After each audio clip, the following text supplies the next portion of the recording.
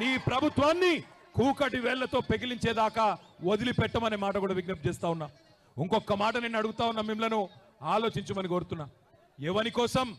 Pharma village అల్లుని కోసం అక్కడ ఫార్మా దుకాణం పెట్టి వాళ్ళ సొంత అల్లుని కోసం ఇవాళ పేదవాళ్ళ భూములు గుంజుకునే ప్రయత్నం చేస్తా ఉన్నాడు.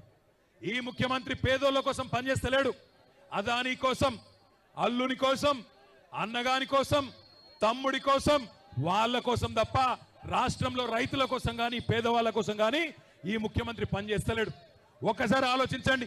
ఇంకో 10 రోజులైతే సంవత్సరం నిండుతుంది రేవంత్ రెడ్డి ప్రభుత్వం కూర్చొని. ఏం చెప్పిండు అన్నాడు?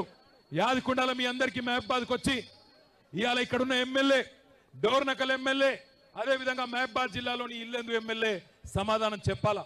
మీరే కదా ఇంటింటికి వచ్చింది, మీరే కదా గల్లీ గల్లీ తిరిగింది, 6 గ్యారంటీలు అన్నారు, 100 రోజుల్లో అమలు చేస్తామన్నారు, పేదవాళ్ళకు అండగా నిలబడతామన్నారు.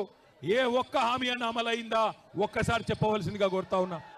కేసీఆర్ ఉన్నప్పుడు రైతు బంధు పడుతుండేనా? పడుతుండే అంటే ఎస్ అనాలే. పడుతుండేనా? కేసీఆర్ ఉన్నప్పుడు రైతు బంధు టైంకి పడుతుండేనా? రైతు బీమా వస్తుండేనా? 24 గంటల కరెంట్ వస్తుండేనా?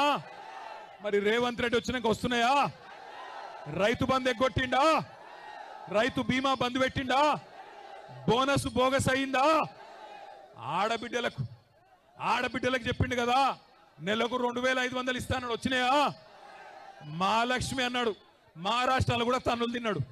మహారాష్ట్ర పోయిండు, అక్కడ ఆడబిడ్డలు కూడా బుద్ధి చెప్పిరు. వీడు పచ్చి లంగా తెలంగాణలో ఆడబిడ్డలను మోసం చేసిండు, మమ్మల మోసం చేసేందుకు వచ్చిండని చెప్పి మహారాష్ట్రలో ఉన్న ఆడబిడ్డలు చైతన్యం ప్రదర్శించిండ్రు, కాంగ్రెస్ పార్టీని తన్ని ఎలగొట్టిండ్రు. నేను మిమ్మల్ని కోరేది ఒకటే, మానుకోటలో ఇక్కడికి